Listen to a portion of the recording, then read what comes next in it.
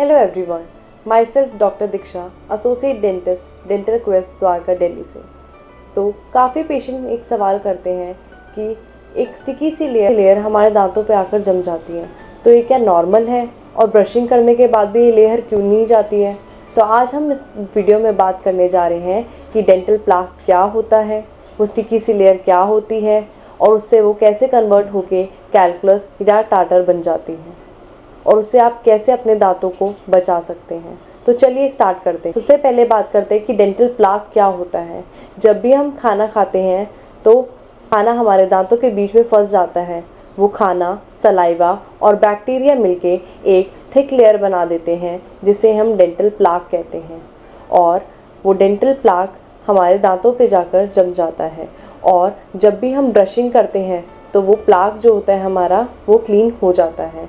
तो जब भी हम इनएडिक्वेट ब्रशिंग करते हैं तो वो प्लाक अपनी जगह से नहीं हटता है और हमारे दांतों पे स्टिक ऑन हो जाता है। और विद टाइम जब हम उसको रिमूव नहीं कर पाते किसी भी रीज़न से, तो वो कैलकुलस में कन्वर्ट हो जाता है। तो आपने दो वर्ड सुने होंगे, कैलकुलस या टार्टर। दोनों ही सेम चीज़ है। कैलकुलस या टार्टर, जब प्लाक रिमूव नहीं होता है ढंग से तो वो कैलकुलस या टार्टर में जाके जमा हो जाता है और वो हमारे दांत के अंदर वाली सतह पे ज़्यादा होता है। और जब अगर हम उसे ढंग से मेंटेन ना करें तो वो हमारे बाहर वाली सतह पर भी जमना शुरू हो जाता है। तो क्या होता है जब हमारे दांतों पर कैलकुलस या फिर टार्टर जाके जमा हो जाता है, तो हमें कुछ ऐसी प्रॉब्लम्स महसूस होती हैं जैसे ब्लीडिंग गम्स। जैसे कि आपने देखा होगा, जब भी आप ब्रशिंग करते हैं, ब्रशिंग करने के दौरान जब आप स्पिट करते हैं तो आप उसमें थोड़ा सा ब्लड देखते हैं, तो जो स्पॉन्टेनियस ब्लीडिंग होती है वो भी एक साइन होती है हमारे डिपॉजिट्स होने का। गम्स में सूजन आना, गम्स में जो हमारे गम्स होते हैं वो अपनी जगह से पीछे जाना शुरू हो जाते हैं, जैसे लक्षण आपको महसूस होते हैं। और जब भी आप कभी मतलब बात करते हैं या फिर आपको बैड ब्रेथ जैसा फील होना और खाना खाते समय बैड टेस्ट आना, ये कुछ सिम्टम्स हैं जो आपको बता सकते हैं कि आपको जो मुंह में डिपॉजिट्स ज़्यादा हो गए हैं। और कुछ चीज़ें जब ये एडवांस हो जाती हैं, तो जैसे दांत मसूड़े जो होते हैं अपनी जगह से पीछे जाना शुरू हो जाते हैं, तो दांत में जो मसूड़े होते हैं वो ढीले हो जाते हैं और दांत के हिलना शुरू हो जाता है।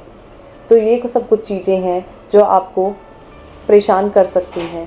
और जब दांत हमारे ढीले हो जाते हैं तो वो गम्स को तो अफेक्ट करती ही है, वो आपके बोन के लेवल को भी नीचे कर देती है।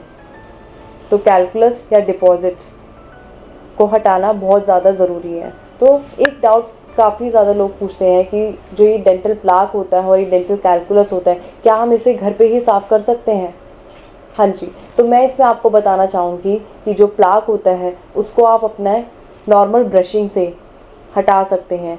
ब्रशिंग के साथ अगर आप प्रॉपर ब्रशिंग करेंगे 2 टाइम्स फॉर 2 मिनट्स, एंड जो आपके बीच के जो दांत का बीच का जो स्पेस होता है वो आप ब्रशिंग से क्लीन नहीं कर सकते, तो उस जगह पर अगर आप फ्लॉस का इस्तेमाल करेंगे तो आप अपने दांतों को प्लाक से फ्री रख सकते हैं। अगर आपके दांतों में प्लाक अच्छे से रिमूव हो जाएगा तो आपको वो कैलकुलस और टार्टर में कन्वर्ट नहीं होगा। तो आपका जो प्लाक होता है वो आप खुद से क्लीन कर सकते हैं, बट जो आपका कैलकुलस होता है वो एक हार्ड डिपॉजिट होता है जो प्लाक के लंबे समय तक रहने पर दांत पर जमा होना शुरू हो जाता है। वो आपको दांत के अंदर वाली जगह पर, अंदर वाली सतह पर ज़्यादा देखने को मिलता है, बट अगर लंबे टाइम तक दांत में सफाई ढंग से ना हो तो वो बाहर वाली सतह पर भी आना शुरू हो जाता है। तो जब भी आपको येलो डिपॉजिट्स अगर अपने दांत में लगें और जो लक्षण मैंने आपको बताए वो लगें, तो समझ जाइए कि आपको स्केलिंग की आवश्यकता है। स्केलिंग एक प्रोफेशनल प्रोसीजर होता है जिसमें एक डेंटिस्ट आपके दांतों की क्लीनिंग करता है, एंड क्लीनिंग करने से जो येलो डिपॉजिट्स और स्टेन्स होते हैं वो कम्प्लीटली रिमूव हो जाते हैं। तो चलिए अब बात करते हैं कि अगर आप उसको कैलकुलस को टाइमली रिमूव नहीं कराएंगे तो क्या होगा।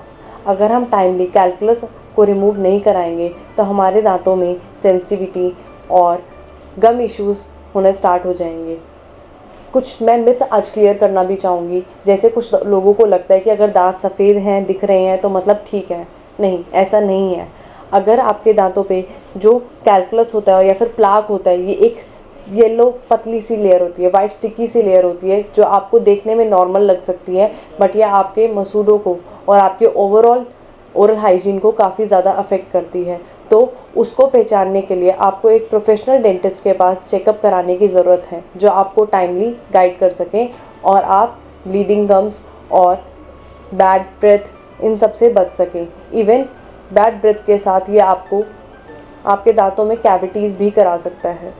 तो सही टाइम पे जाइए और एक प्रोफेशनल चेकअप के साथ पता लगाइए कि क्या आपके दांतों में भी कैल्कुलस डिपॉजिट्स तो नहीं हैं, और उसको आप फिर टाइम से क्लीन करा सकते हैं, जिससे वो गम प्रॉब्लम जैसी प्रॉब्लम में ना बदले। तो इस वीडियो में हमने आपको बताया कि क्या होता है डेंटल प्लाक और कैल्कुलस, और कैसे हम इसको घर पे क्लीन कर सकते हैं, और किस में आपको प्रोफेशनल एडवाइस चाहिए। तो जो प्लाक होता है वो तो आप घर पे क्लीन कर सकते हैं, बट फॉर द कैल्कुलस आपको एक प्रोफेशनल डेंटिस्ट की ज़रूरत है, जो आपकी बेसिक स्केलिंग कर सके। और अगर आपको इसके रिलेटेड कोई भी क्वेश्चंस हैं तो आप कमेंट डाउन कर सकते हैं, और ऐसी न्यू डेंटल टिप्स के लिए और इन्फॉर्मेटिव वीडियोज़ के लिए हमें फॉलो करें, सब्सक्राइब करें और वीडियो को ज़रूर लाइक करें। साइनिंग ऑफ, डॉक्टर दीक्षा, डेंटल क्वेस्ट द्वारका।